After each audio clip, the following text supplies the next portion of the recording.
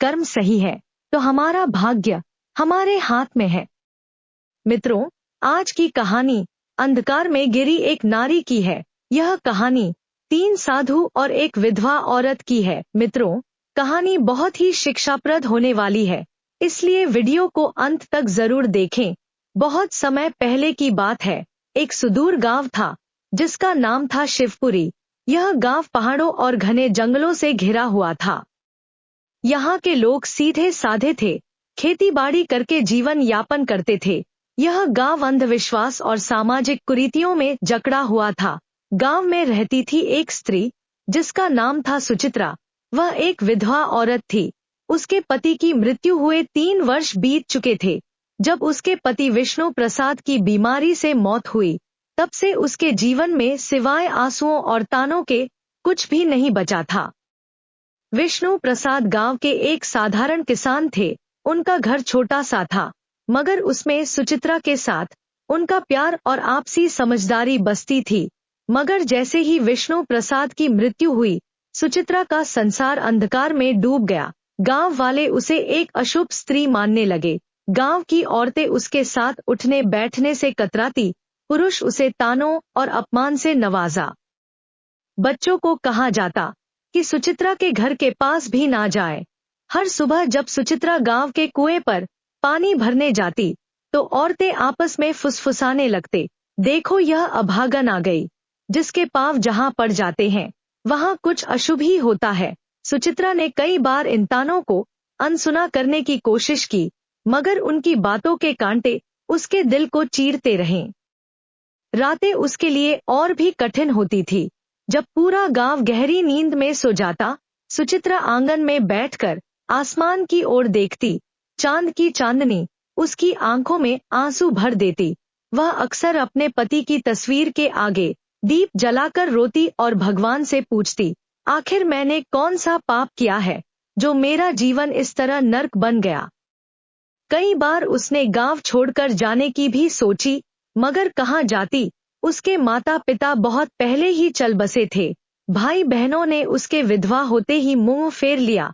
एक दिन जब सुचित्रा अपनी टूटी फूटी झोपड़ी के बाहर बैठी थी, तभी उसने देखा कि गांव के बाहर वाले रास्ते पर 3 साधु चले आ रहे हैं। वे सफेद दाढ़ी वाले, भगवा वस्त्र पहने हुए थे। उनके चेहरे पर तेज था, मगर आंखों में एक अजीब सा रहस्य झलक रहा था। गांव वालों ने उन साधुओं को देखते ही उनके चारों ओर घेरा बना लिया। सभी ने उनके पांव छुए और आशीर्वाद मांगा।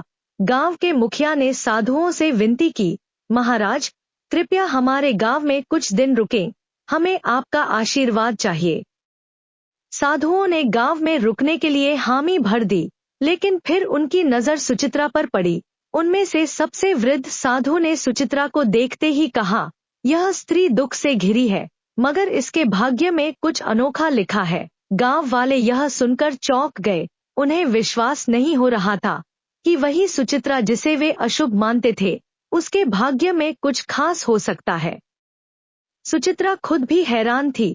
उसके मन में सवाल उठे, आखिर यह साधु कौन है और मेरे भाग्य के बारे में ऐसा क्यों कह रहे हैं। तीनों साधु गांव के बीचों बीच स्थित एक पुराने मंदिर में ठहरे। यह मंदिर वर्षों से वीरान पड़ा था, मगर साधुओं के आते ही वहां रौनक लौट आई। गांव वाले उन्हें देखने के लिए रोज वहां पहुंचते और उनके प्रवचनों को सुनते।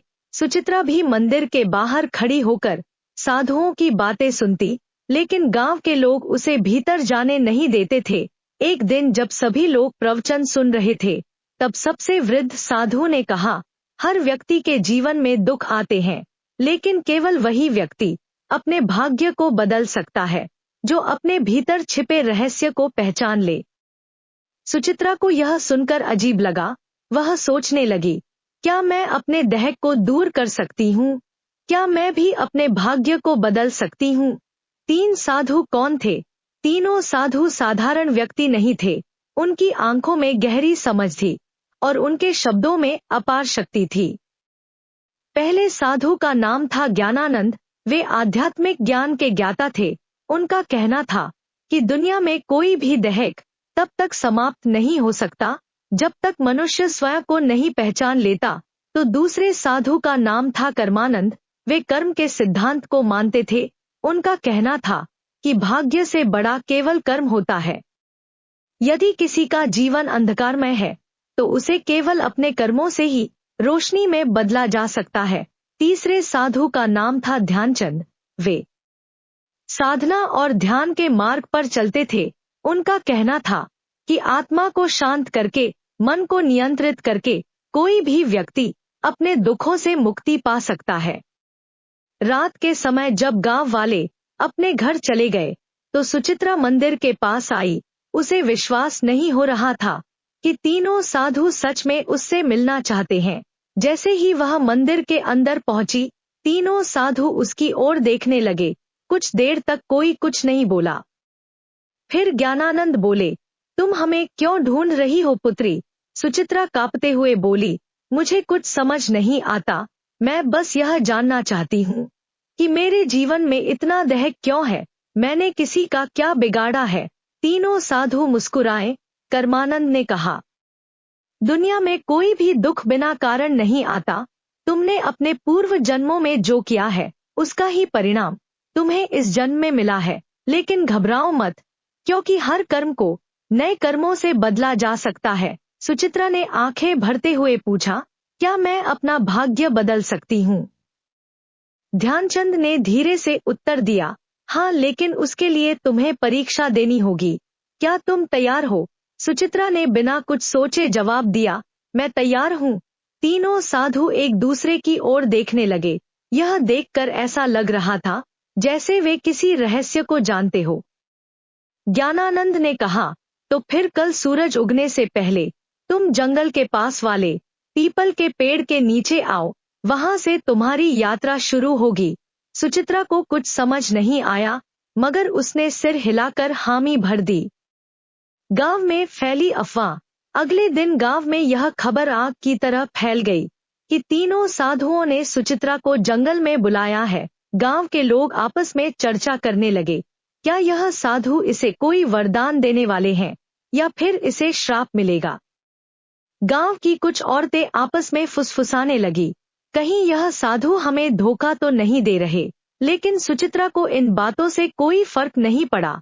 उसे केवल इस बात की चिंता थी कि आखिर जंगल में उसके साथ क्या होने वाला है। उस रात सुचित्रा सो नहीं सकी। वह बार बार सोच रही थी, क्या सच में कोई मेरी मदद कर सकता है या यह भी सिर्फ एक और छलावा है? लेकिन अब वह ठान चुकी थी कि चाहे कुछ भी हो जाए, वह अगले दिन सूरज उगने से पहले जंगल के पास जाएगी। जंगल में तीनों साधु खड़े थे। वे गहरी तपस्या में लीन थे। उनके चारों ओर एक अद्भुत शांति फैली हुई थी। सुचित्रा ने हाथ जोड़कर प्रणाम किया और कहा, मैं आ गई हूँ महाराज, अब मुझे बताइए कि मेरी परीक्षा क्या है? ज्ञानानंद ने आंखें खोली और बोले, यह संसार एक भ्रम है पुत्री। जो इसे समझ लेता है वही अपने भाग्य को बदल सकता है। लेकिन इससे पहले कि हम तुम्हें ज्ञान दे, तुम्हें अपनी परीक्षा देनी होगी। कर्मानंद ने कहा, हम तुम्हें इस जंगल में छोड़ रहे हैं। तुम्हें रात भर अकेले यहीं रहना होगा। यह जंगल बहुत रहस्यमय है। यहाँ जंगली जानवर भी हैं और अदृश्य शक्तियां भी। लेकिन अगर तुमने अपना डर छोड़ दिया तो तुम पहली परीक्षा पास कर जाओगी। सुचित्रा को यह सुनकर झटका लगा। रात भर अकेले जंगल में वह डर गई थी, लेकिन उसने अपने भीतर हिम्मत जुटाई और कहा, मैं तैयार हूँ। तीनों साधु मुस्कुराए और बोले, हम कल सुबह सूरज उगने के बाद यहाँ आएंगे। तब तक तुम्हें अकेले रहना होगा। इतना कहकर तीनों साधु जंगल के दूसरे छोर की ओर चले गए और सुचित्रा अकेली रह गई। शाम ढलते ही जंगल में अंधेरा छाने लगा। चारों ओर अजीब अजीब सी आवाजें आने लगी। दूर किसी पेड़ पर उल्लू बोल रहा था। झाड़ियों में कुछ सरसराने की आवाजें आ रही थी। सुचित्रा ने अपने दिल को संभाला और एक पेड़ के नीचे बैठ गई। लेकिन जैसे ही रात गहराने लगी, भय भी बढ़ने लगा। अचानक उसे लगा कि कोई परछाई उसकी ओर बढ़ रही है। उसका दिल जोर जोर से धड़कने लगा। क्या यह कोई जंगली जानवर है या कोई भूत? लेकिन तभी उसे साधुओं की बात याद आई अगर तुमने अपना डर छोड़ दिया तो तुम पहली परीक्षा पास कर जाओगी। उसने अपनी आंखें बंद की और गहरी सांस ली और खुद से कहा, मुझे डरना नहीं चाहिए, मैं यहाँ अकेली नहीं हूँ, मेरे साथ भगवान है। जैसे ही उसने यह सोचा, वह परछाई धीरे धीरे गायब हो गई। रात भर वह इसी तरह अपने डर से लड़ती रही। कभी कोई आवाज सुनाई देती, कभी अजीब सा कंपन महसूस होता, लेकिन उसने खुद को शांत रखा और हिम्मत नहीं हारी। सुबह की पहली किरण और सफलता। जैसे ही सूरज की पहली किरण जंगल में पड़ी, सुचित्रा ने राहत की सांस ली। थोड़ी देर बाद तीनों साधु वहां पहुंचे और देखा कि सुचित्रा मुस्कुरा रही है। ज्ञानानंद बोले, पुत्री, तुमने अपनी पहली परीक्षा पास कर ली, तुमने डर को जीत लिया, अब तुम्हारे जीवन में बड़ा बदलाव आने वाला है। सुचित्रा की आंखों में आशा की चमक थी। वह समझ गई थी कि डर केवल हमारे मन में होता है और जब हम उसका सामना करते हैं तो वह खुद ही समाप्त हो जाता है। सुचित्रा की पहली जीत। जंगल में भय से भरी रात बिताने के बाद सुचित्रा की आंखों में अब डर की जगह आत्मविश्वास था। जब सूरज की पहली किरणें जंगल की शाखाओं से छनकर उसके चेहरे पर पड़ी तो उसने महसूस किया कि वह पहले से कहीं अधिक शांत और मजबूत हो चुकी थी। तीनों साधु मुस्कुरा रहे थे। ज्ञानानंद बोले, पुत्री, तुमने पहली परीक्षा पास कर ली, अब तुम तैयार हो दूसरी परीक्षा के लिए। सुचित्रा ने विनम्रता से सिर झुकाया और कहा, मैं तैयार हूँ महाराज। तीन साधुओं का रहस्य। तीनों साधु सुचित्रा को लेकर एक पहाड़ी के ऊपर बने एक पुराने मंदिर में गए। यह मंदिर देखने में साधारण था, लेकिन वहां एक अजीब सी ऊर्जा महसूस हो रही थी। जैसे ही सुचित्रा ने मंदिर के द्वार पर कदम रखा, उसे अपने शरीर में एक हल्की कंपन महसूस हुई। तभी ध्यानचंद ने कहा, अब समय आ गया है कि हम तुम्हें अपने वास्तविक स्वरूप के बारे में बताएं। सुचित्रा चौंक गई। आपका वास्तविक स्वरूप? ज्ञानानंद ने अपनी आंखें बंद की और अचानक उनके शरीर से एक तेज प्रकाश निकलने लगा। उसी क्षण कर्मानंद और ध्यानचंद भी प्रकाश से घिर गए। कुछ ही क्षणों में उनके सामने साधारण मनुष्यों के बजाय तीन दिव्य प्राणियों की आकृतियां खड़ी थी। वे देवता थे। सुचित्रा विस्मय से देखती रह गई, वह कुछ कह ही नहीं पाई। कर्मानंद बोले, हम साधारण साधु नहीं हैं पुत्री, हम तीनों ब्रह्मा, विष्णु और महेश के दूत हैं और इस पृथ्वी पर कुछ विशेष उद्देश्यों के लिए आए हैं। ध्यानचंद आगे बोले, हमें आदेश मिला था कि हम किसी ऐसे व्यक्ति की परीक्षा लें जो सच्चे मन से अपने भाग्य को बदलना चाहता हो, और हमने तुम्हें चुना। सुचित्रा की आंखों में आंसू आ गए। उसे अब समझ में आ रहा था कि यह साधु कोई आम संत नहीं थे।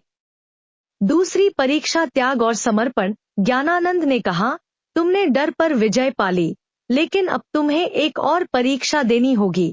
त्याग की परीक्षा। सुचित्रा ने पूछा, क्या त्याग करना होगा? कर्मानंद बोले, तुम्हें अपने सबसे प्रिय वस्तु का त्याग करना होगा, वही वस्तु जिससे तुम्हारा सबसे अधिक लगाव हो। सुचित्रा सोच में पड़ गई। उसके पास वैसे भी कुछ नहीं था, मगर फिर उसे अपने पति की तस्वीर याद आई। विष्णु प्रसाद की मृत्यु के बाद वही एक चीज थी जिससे वह खुद को जोड़कर रखती थी। जब भी वह दुखी होती, उस तस्वीर को देखती और अपने पति को याद करती। उसने धीरे से पूछा, क्या मुझे अपने पति की तस्वीर छोड़नी होगी? ध्यानचंद बोले, अगर वही तुम्हारी सबसे प्रिय वस्तु है तो हाँ, लेकिन याद रखो, सच्चा त्याग तभी होता है जब वह स्वेच्छा से किया जाए। अगर तुम इस परीक्षा के लिए तैयार नहीं हो तो हम तुम्हें बाध्य नहीं करेंगे। सुचित्रा के मन में संघर्ष शुरू हो गया। क्या वह अपने पति की अंतिम निशानी को छोड़ सकती है? उसने कुछ देर सोचा और फिर कहा, अगर मेरे जीवन को बदलने के लिए यह आवश्यक है तो मैं तैयार हूँ। तीनों साधु मुस्कुरा उठे और बोले, तो जाओ और अपनी सबसे प्रिय वस्तु को गांव के तालाब में प्रवाहित कर दो। त्याग का क्षण। सुचित्रा गांव वापस आई और अपनी झोपड़ी में गई। वहां एक पुराने संदूक में वह तस्वीर रखी हुई थी। उसने कांपते हाथों से उसे उठाया और तालाब की ओर चल पड़ी। गांव के कुछ लोग उसे ऐसा करते देख रहे थे। वे आपस में बातें कर रहे थे, अब यह पागल हो गई है, अपने पति की तस्वीर क्यों फेंक रही है। लेकिन सुचित्रा ने उनकी बातों पर ध्यान नहीं दिया। उसने धीरे से तस्वीर को पानी में प्रवाहित कर दिया। जैसे ही तस्वीर पानी में डूबी, उसे महसूस हुआ कि उसके दिल का सारा भार भी पानी में समा गया है। अब वह हल्का महसूस कर रही थी।